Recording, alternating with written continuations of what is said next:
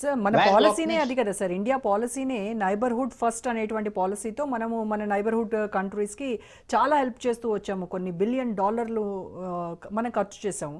పాకిస్తాన్ ఏ ఒక్క డాలర్ అయినా ఏ దేశం పైన అయినా ఖర్చు చేసిందా వాళ్ళ కోసము? మరి అలాంటప్పుడు అసలు హౌ ఫన్నీ ఇట్ ఈస్ నిజంగా వాళ్ళందరినీ ఏకం చేసి ఒక లీడర్షిప్ క్వాలిటీని లీడర్గా ఎదగాలనేటువంటి ప్రయత్నం ఫన్నీగా అనిపిస్తోంది. అయితే ఒకటి, పాకిస్తాన్ మీద చైనా 100% డిపెండెన్సీ ఉన్నది. వాళ్ళ సైన్యం భారతదేశం మీద వాడుకోవటానికి ఏం అడిగినా ఇస్తారు. మీరు ఆశ్చర్యపోతారు.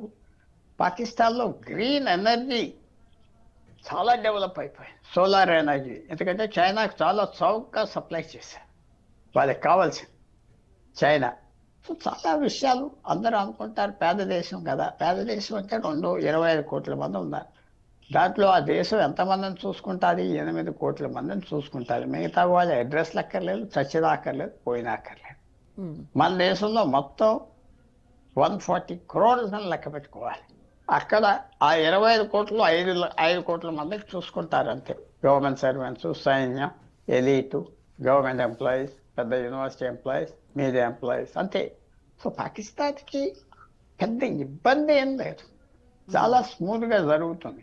అనుకోకుండా ప్రాబ్లం వచ్చింది ఏంటంటే ఆఫ్ఘనిస్తాన్. అదొక పెద్ద ఆశ్చర్యకరమైన ప్రాబ్లం పాకిస్తాన్కి వచ్చింది.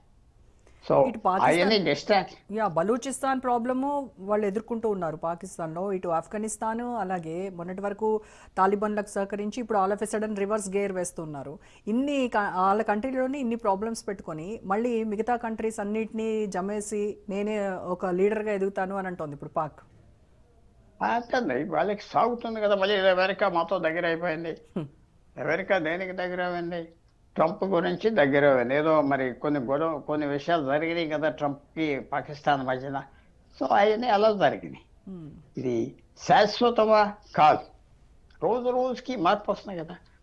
రేపు చైనా పాకిస్తాన్ మీద మైండ్ మార్చుకుంటారా? మార్చుకునే శక్తి ఉన్నదా, ఆలోచన ఉన్నదా? మార్చుకుంటే అసలు పాకిస్తాన్ ఏమీ ఉండదు కదా. భారతదేశం కూడా అదే ట్రై చేస్తాం. చైనాని మన బోర్డర్ సెటిల్ చేసుకుందామంటే చైనా ఒప్పుకోవట్లేదు. బోర్డర్ సెటిల్ చేద్దాం, పోయేది పోతుంది అని ఒక ఆలోచన కూడా తీసుకొచ్చినా చైనా ఒప్పుకోవట్లేదు. చైనాకి ఇలాగా పాకిస్తాన్ వాడి భారతదేశం మీద టెన్షన్ పెడతాం, వాళ్ళకి లాంగ్ టర్మ్లో మంచిది అనుకుంటున్నారు. ఆ మైండ్ మార్చుకోవాలి. అది అక్కడే మన డిప్లొమసీ పనిచేసేది. ప్రపంచ వ్యవహారం అంతా ఎలా ఉన్నది? రష్యా చైనాకి చాలా దగ్గర, రష్యా భారతదేశానికి దగ్గర అవ్వింది. కొద్ది రోజులు మర్చిపోయారు రష్యా మనల్ని. అసలు పాలిటిక్స్, ఇంటర్నేషనల్ పాలిటిక్స్ అనేది స్టడీగా ఎప్పుడు ఒక నదిలాగా ప్రతి క్షణం కొత్త నీరు నదిలో ఉంటుంది. కొత్త నదే కదా, అలాగుంటుంది. సో మనం ఒక కన్ను దీని మీద వేసుకోవచ్చు, కానీ పెద్ద కళ్ళు మూసుకోకుండా నిద్రపోవచ్చు. Right sir, thank you so much Pullarao garu. ఇది వాళ్ళ special debate. Stay tune to Raj news.